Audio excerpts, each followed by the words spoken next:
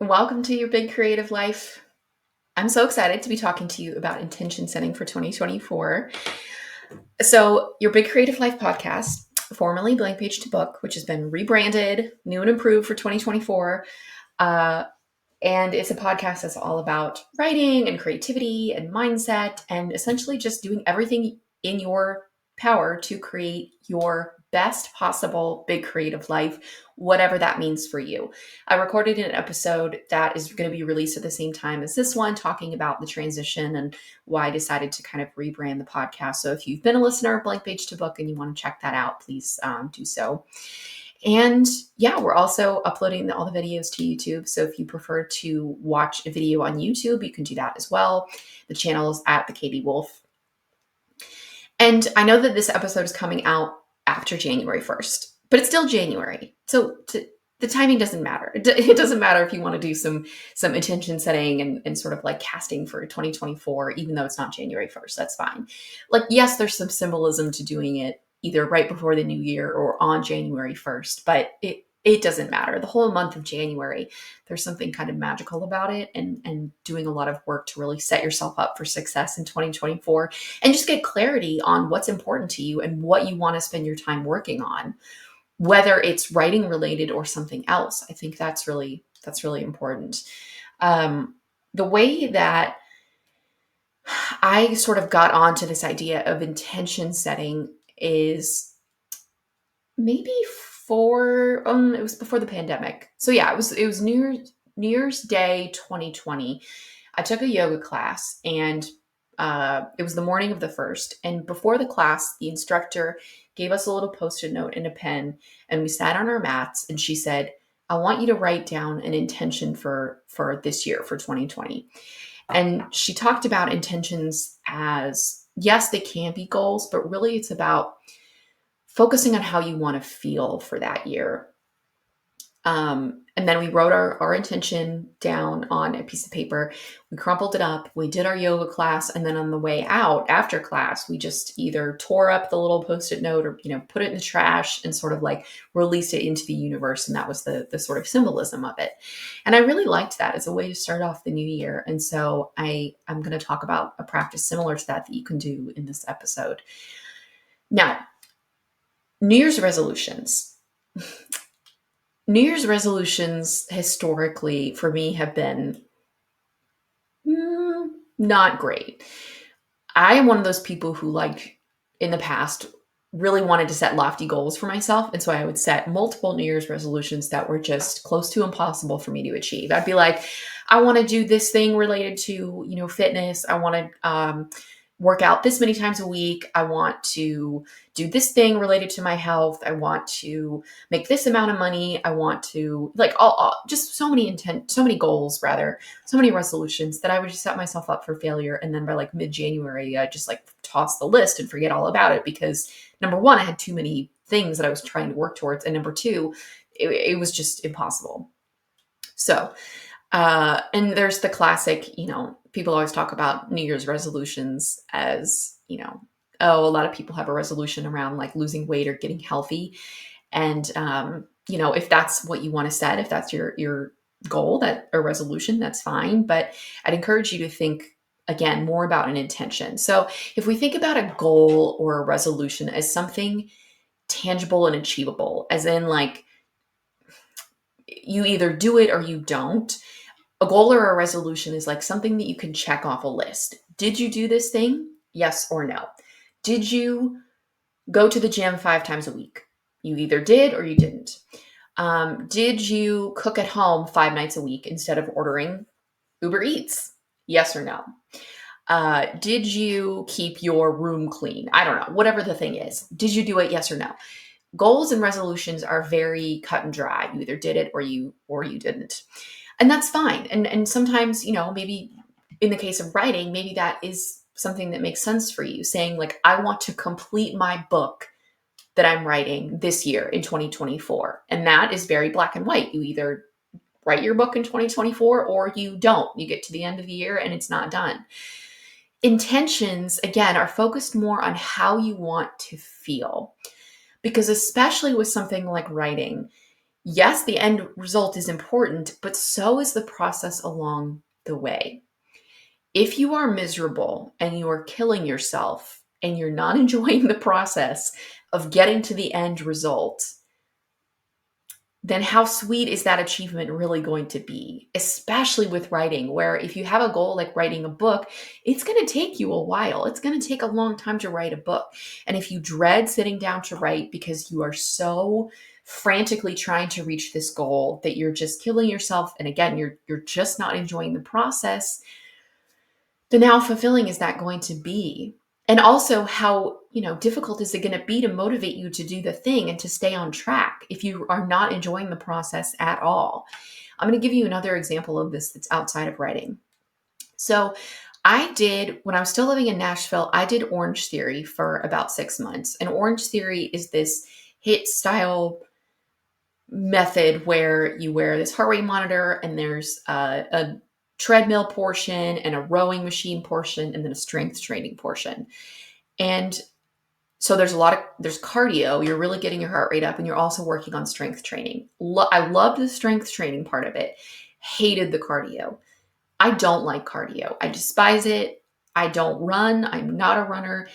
And I could modify in the class, like the treadmill portion, I would just walk and I would put the treadmill on an incline. So it was fine. I could still do the class without running.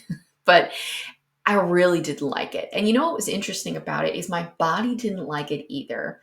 I didn't notice any real differences in my body. Not that I had a set goal for what I was trying to do, but I just felt like my body, I started having these aches, like my knees started hurting. And maybe I was just doing something wrong with the format of how I was, I don't know, going on the treadmill or lifting weights or something.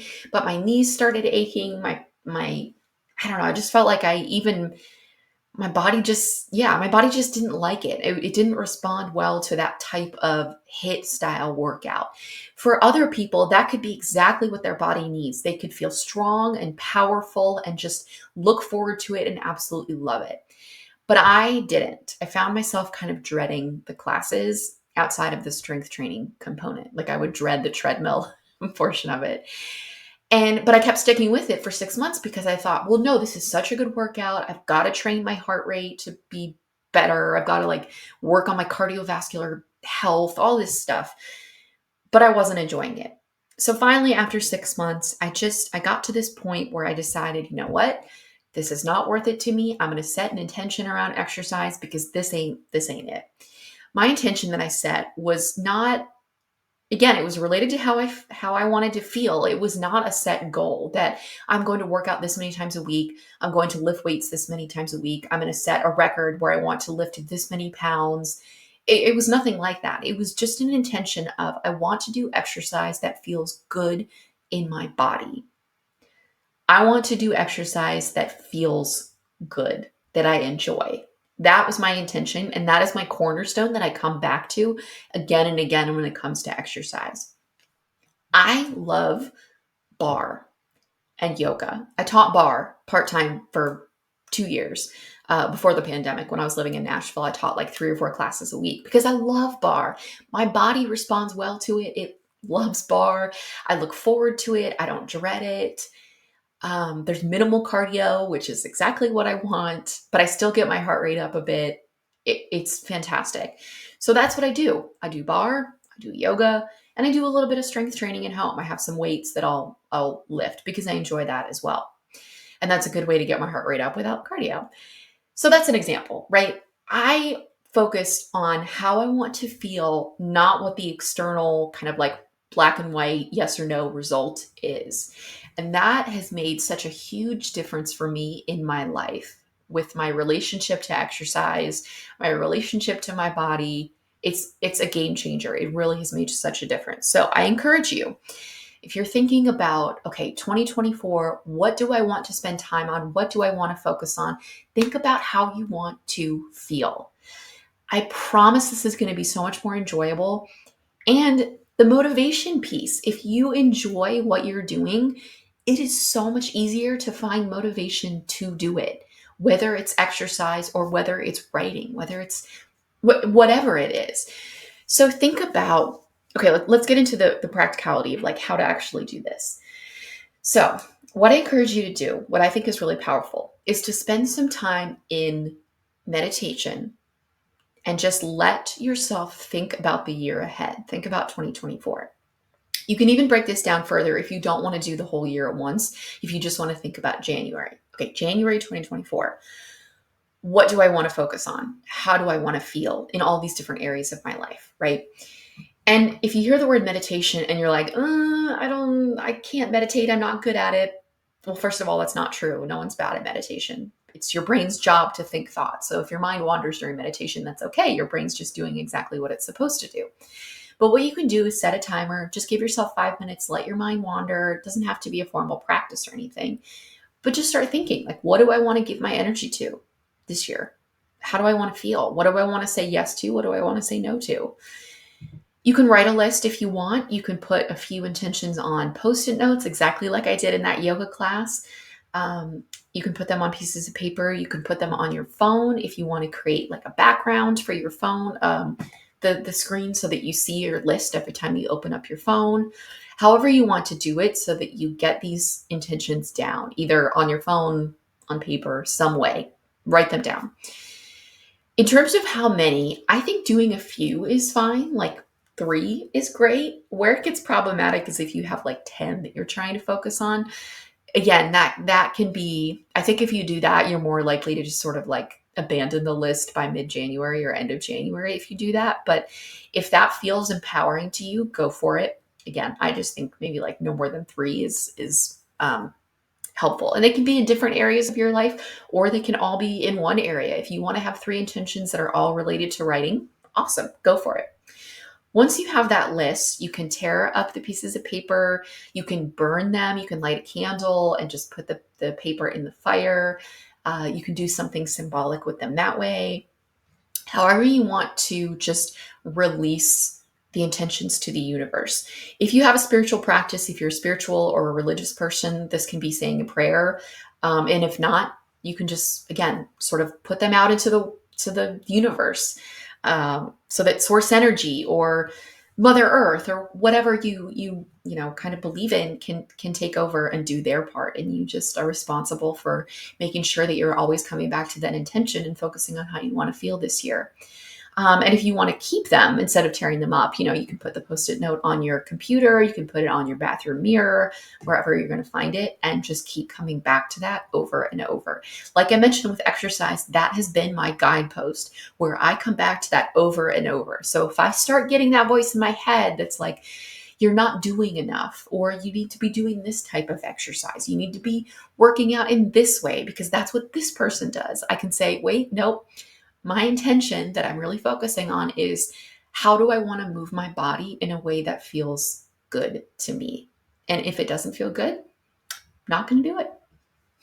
I'm just not going to do it. It's that simple. And yeah, that's really what it comes down to.